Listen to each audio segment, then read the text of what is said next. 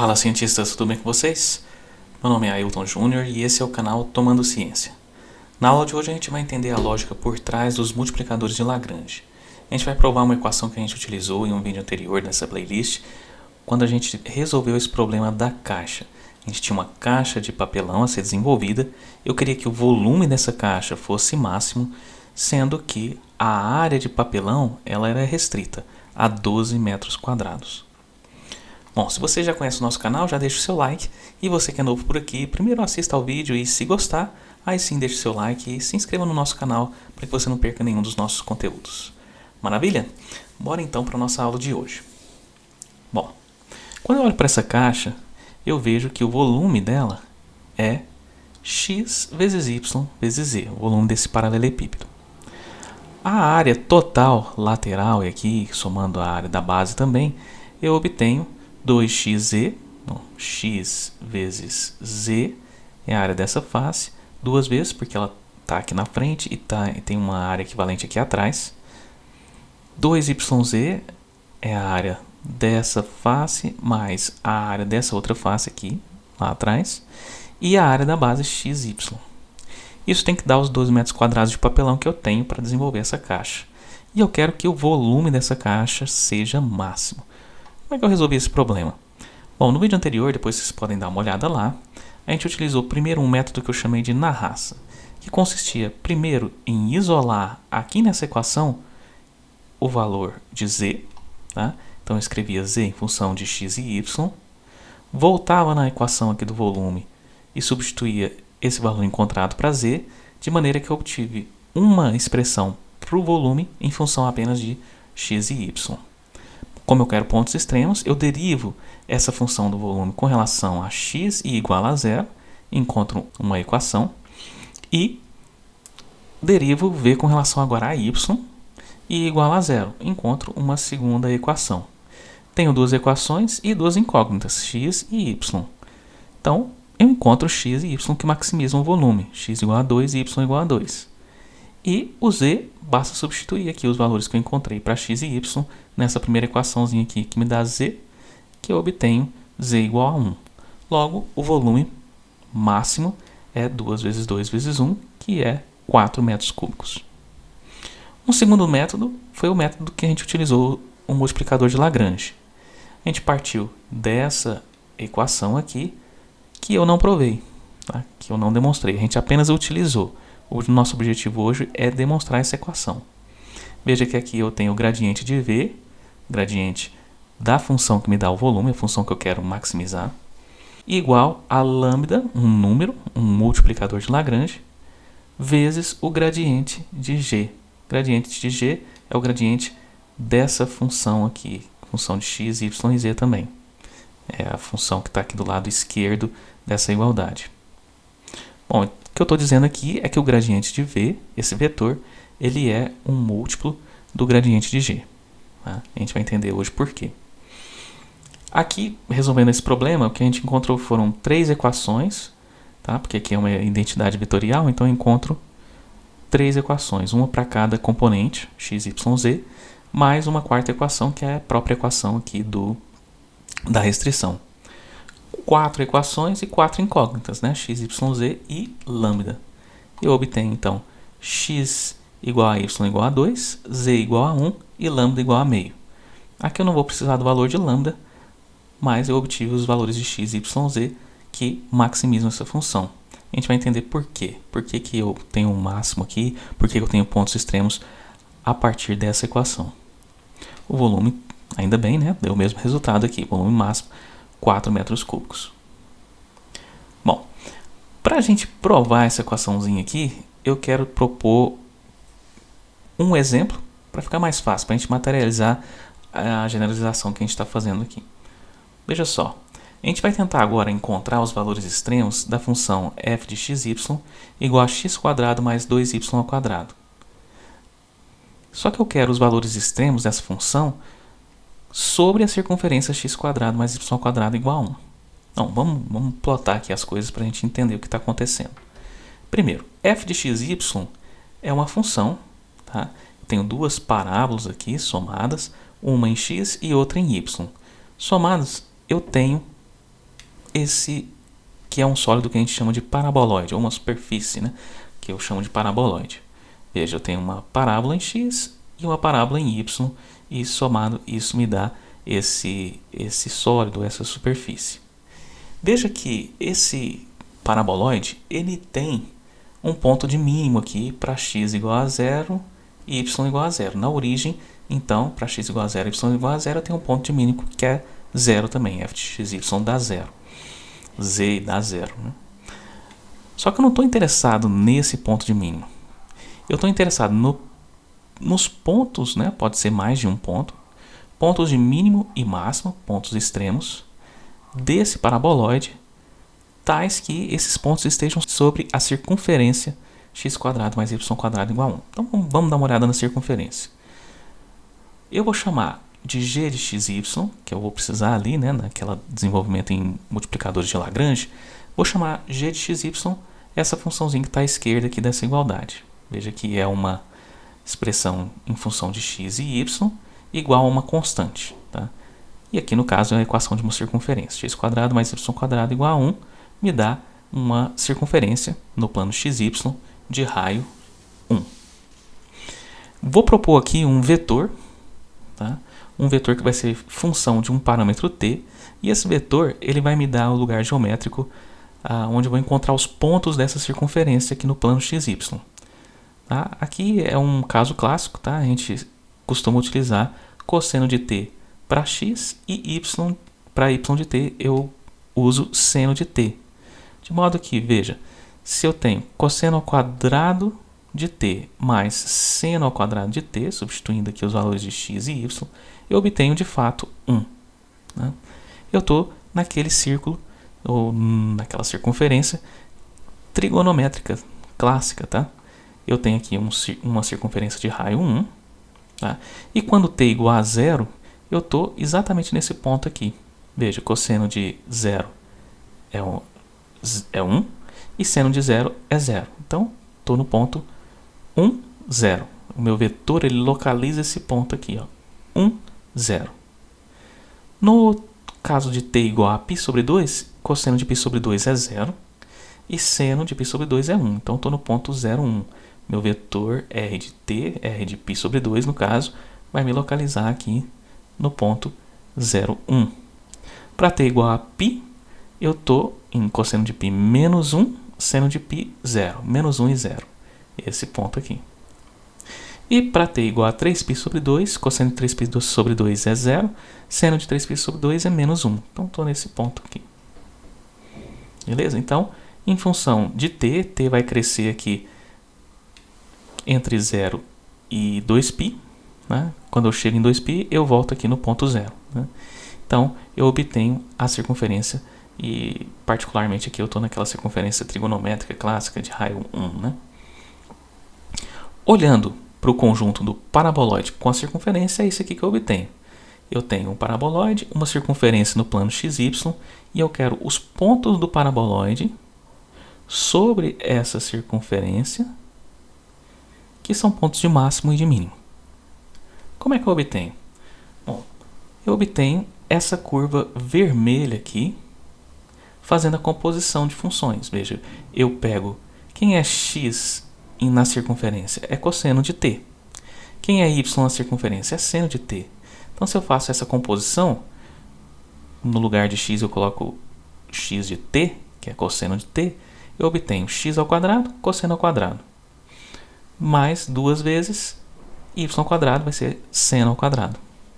Cosseno ao quadrado de t mais duas vezes seno ao quadrado de t vai me dar uma função que eu estou chamando de h, que é o lugar geométrico desses pontos em vermelho aqui. São pontos do paraboloide que estão ao mesmo tempo sobre a circunferência aqui em preto. Veja, vou colocar a animação aqui, vai dar para ver melhor.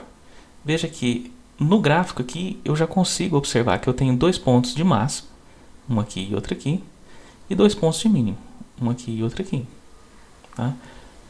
Quando esse paraboloide virar aqui, ó, o plano XY ficar bem de frente para a gente vai ver. Quando eu projeto esses pontos em vermelho lá no plano XY, o que eu obtenho é exatamente essa circunferência aqui, em preto. Beleza? Bom, Eu consegui aqui, fazendo a composição de funções, encontrar uma função h de t, chamei ela de h de t, que é dependente de um único parâmetro t. Ora, se eu quero achar pontos extremos aqui para essa função, basta derivar essa função e igualar a zero. Tá? É a função de uma única variável, então tá fácil, né? Vamos então fazer isso. Veja, aqui eu tenho o problema que eu propus, f de x, y dando o paraboloide, g de x, y quando eu igualar a 1 me dá a circunferência, r de t, um vetor que localiza os pontos dessa circunferência em função de um parâmetro t, e h de t é a função composta que me dá justamente aqui os pontos do paraboloide sobre a circunferência. E aí, como eu tenho uma funçãozinha aqui de uma única variável, que eu vou fazer é derivá-la e igualar a zero para achar os pontos extremos. dh dt igual a zero, eu vou achar, se fosse um único ponto extremo, seria um t0, tal que h de t0 é um valor extremo. Aqui, de cara, eu já consigo observar, como é uma função apenas de duas variáveis, eu consegui plotar o meu problema aqui, de cara eu vejo que eu vou encontrar 4 pontos extremos. Bom, vamos ver isso, então, matematicamente agora.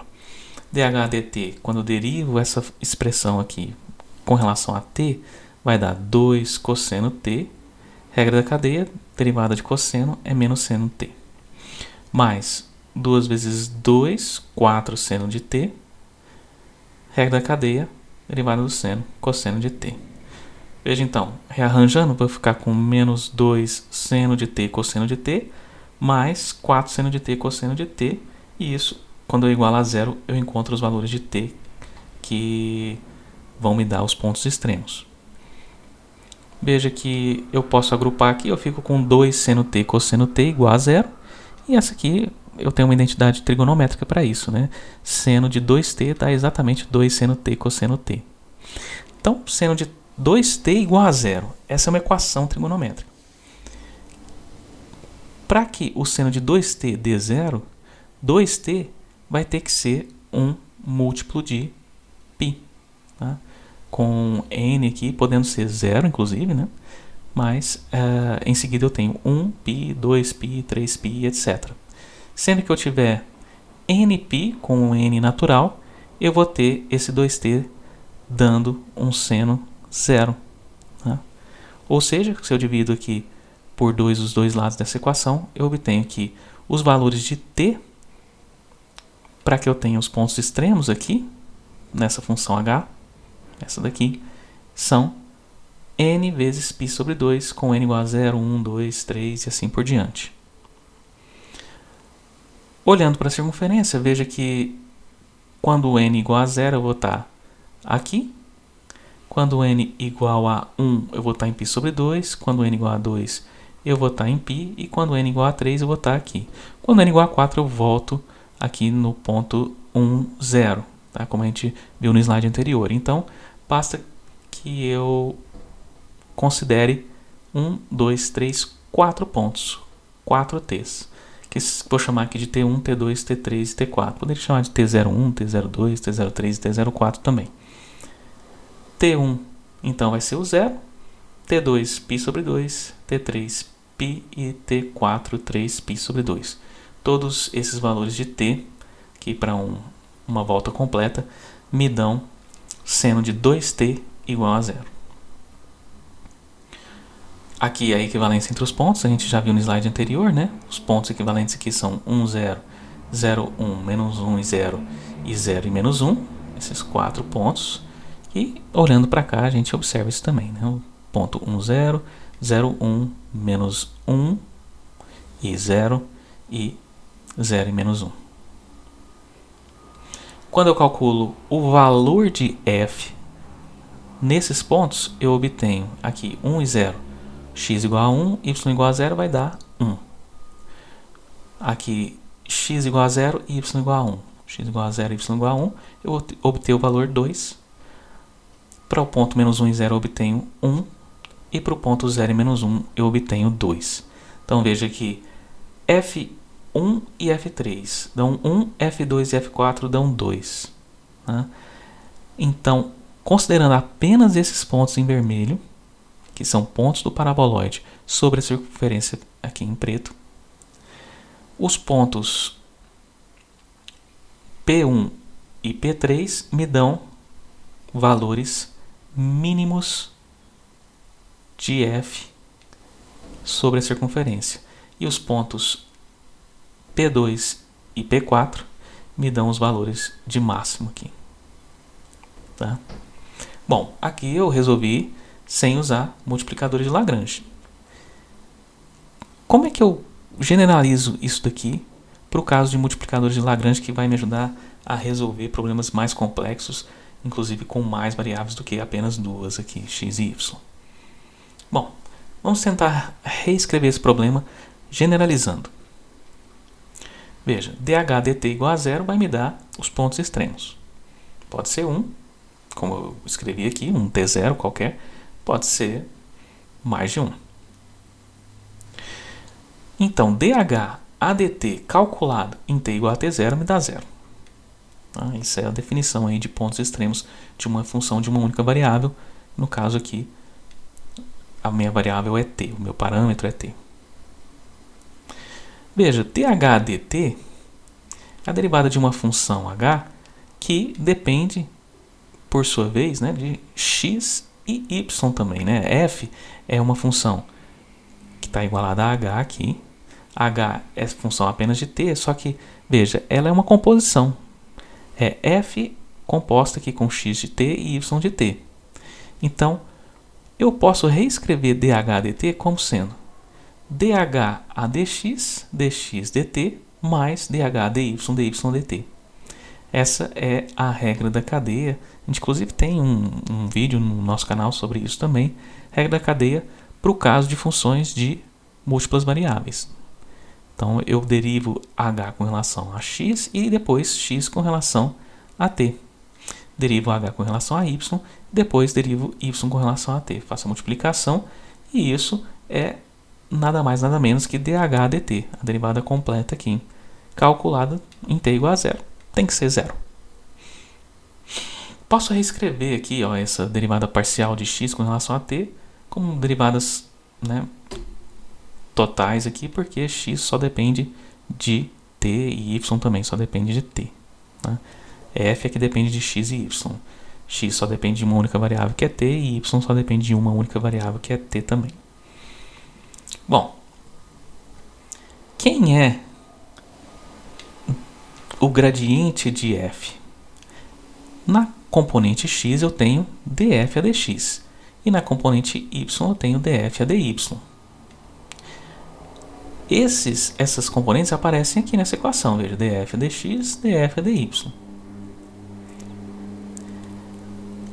O vetor r derivado com relação a t, ele é na componente x dx dt e na componente y dy dt. Esse é o vetor que eu posso também reescrever aqui como sendo r' de t. Tá? É a derivada de r com relação a t. Tá? Veja que aparece aqui dx dt, dy dt. E veja, isso aqui nada mais é, essa expressão que está aqui entre colchetes, é o produto escalar de gradiente de f com o vetor r' de t. Tá? Calculado em t igual a t0, isso tem que dar zero. É o que me diz essa equação aqui. E veja, quando a gente calculou essa expressão aqui, que equivale a derivar h com relação a t, né? A gente encontrou seno de 2t. Veja que isso nem sempre é zero. Isso é zero para os pontos extremos. Então, gradiente da função que eu quero maximizar, escalar r' de t, que me dá aqui vetores tangentes a essa circunferência, isso vai ser zero para os pontos extremos apenas. Vamos observar melhor isso. Veja, eu estou aqui com a equação geral, gradiente de f escalar r' de t em t's que são pontos extremos, eu vou obter zero. Veja só, quem que é o gradiente de f? Na componente x eu tenho a derivada de f com relação a x. Vai me dar apenas 2x. 2x aqui na x. Quem é a componente y? Derivada de f com relação a y. 4y.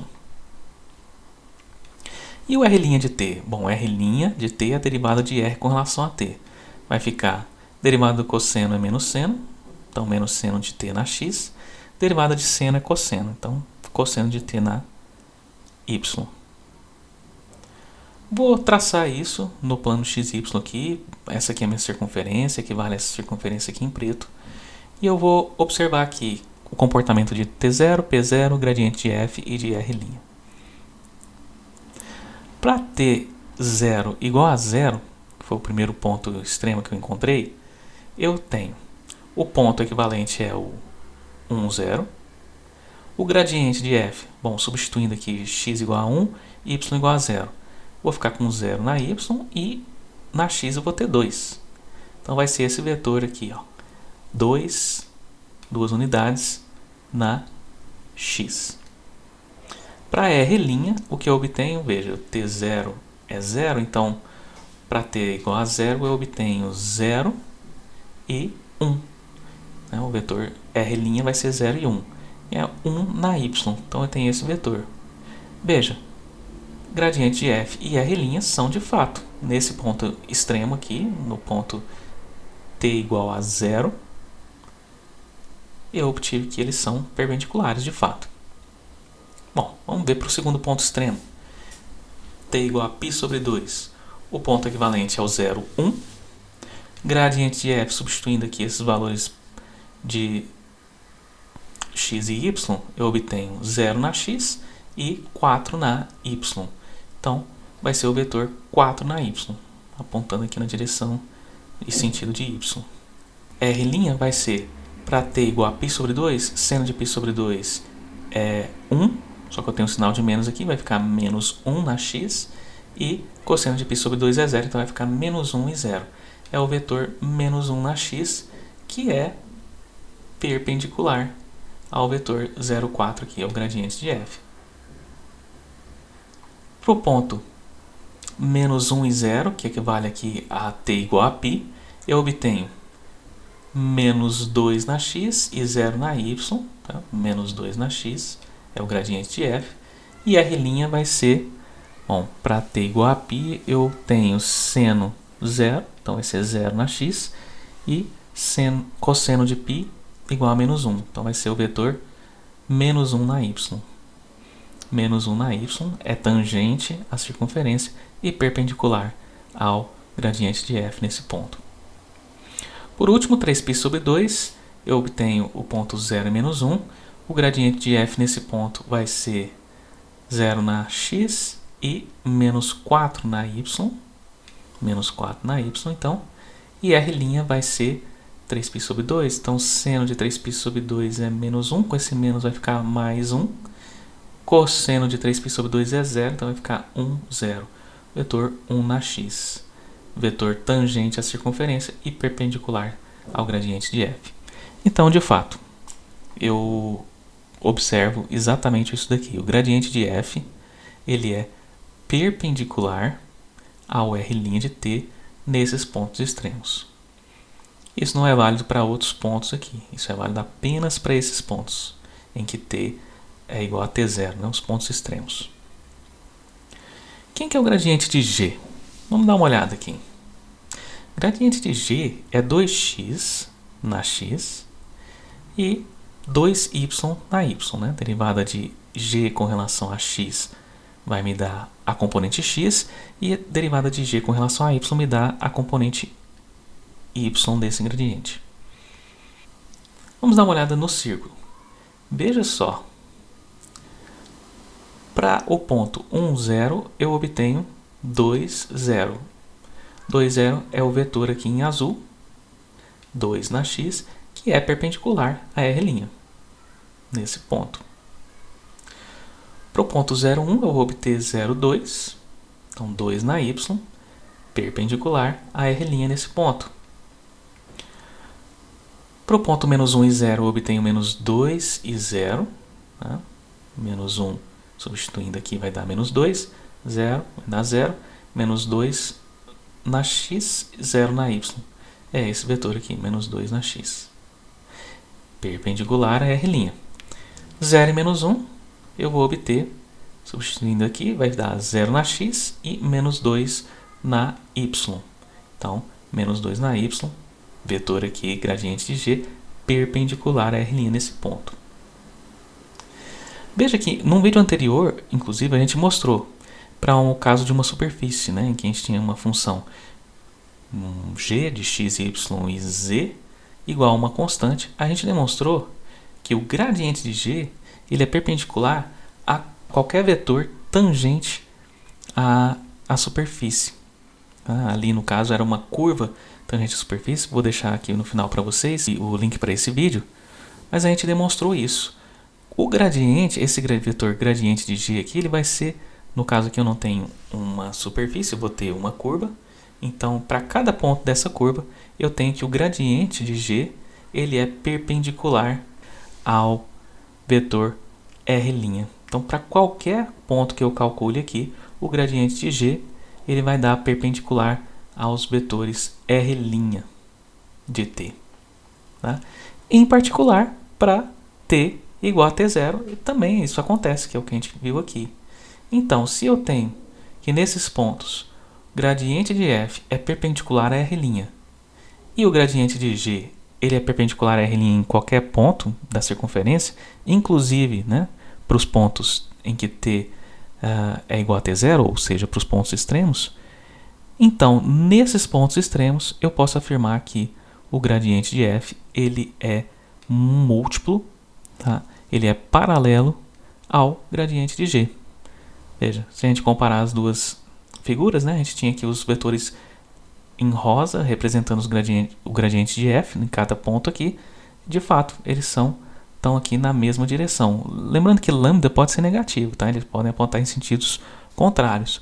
Mas o que eu estou demonstrando aqui é que eles estão na mesma direção. Tá? Eles são vetores paralelos, um múltiplo do outro, com lambda real aqui. Então, em pontos extremos, como a gente queria demonstrar, eu obtenho que o gradiente da função que eu quero maximizar é paralelo ao gradiente da função que me dá a restrição, a funçãozinha g aqui no caso. A gente não resolveu ainda o problema usando multiplicadores de Lagrange. Vamos ver como é que a gente faz? Veja lá, eu tenho f e g, f me dando o paraboloide, g me dando a restrição, que é, quando eu igualo g a 1, eu obtenho a equação da circunferência. Gradiente de f, a gente calculou, né? Era 2x na x, 4y na y. Vou deixar aqui 0 na z, mas lembrando que eu nem precisava aqui, são vetores todos que vão estar no plano xy. Gradiente de g vai me dar 2x na x, 2y na y e 0 na z. Quando eu afirmo que o gradiente de f é paralelo, ou seja, é lambda vezes o gradiente de g, eu obtenho essas duas primeiras equações. Tá? A terceira equação vai ser 0 igual a 0. Tá? As duas primeiras equações é 2x igual a lambda 2x, 4y igual a lambda 2y, e a terceira equação, já que eu tenho x, y e lambda de variáveis, eu preciso de uma terceira equação aqui para resolver esse sistema, eu vou usar a equação da restrição, x ao quadrado mais y ao quadrado tem que ser 1. Dessa primeira equação, eu obtenho, quando eu passo 2x para cá e coloco em evidência 2x, fica 2x, que multiplica lambda menos 1, isso tem que ser igual a 0. Dessa primeira equação, eu obtenho então que ou lambda igual a 1, ou 2x igual a 0, ou seja, x igual a 0. Dessa segunda equação, se eu passo 4y para o lado direito e coloco 2y em evidência, eu fico com 2y que multiplica lambda menos 2 igual a 0. Então, ou lambda igual a 2, ou y igual a 0. Se eu assumo que x igual a 0, vem aqui na terceira equação, eu acho que y tem que ser mais ou menos 1. Se o y for igual a 0, aí é o x que tem que ser igual a mais ou menos 1, de acordo com essa terceira equação aqui. Então, quando x igual a 0, eu tenho y igual a mais ou menos 1. Quando y igual a 0, eu tenho x igual a mais ou menos 1. São os 4 pontos que eu havia encontrado lá anteriormente. Calculando os valores de f para esses pontos, eu obtenho 1, 2, 1, 2. Ou seja, esse ponto P1 e esse ponto P3 me dão pontos de mínimo, nessa curva aqui em vermelho, e P2 e P4 me dão pontos de máximo nessa curva em vermelho. Resolvi o problema, achei quais desses pontos aqui da curva em vermelho são pontos de máximo e mínimo. Tá? São pontos do paraboloide restritos aqui à circunferência x² mais y² igual a 1. Beleza? Espero que vocês tenham gostado, espero que tenha ficado clara a demonstração. Se vocês gostaram, deixem aí o seu like e apoiem o nosso canal, se inscrevendo no canal, para que a gente possa continuar produzindo esses conteúdos de qualidade aqui na área de física, engenharia, matemática e ciência em geral. Belezinha? Valeu, pessoal!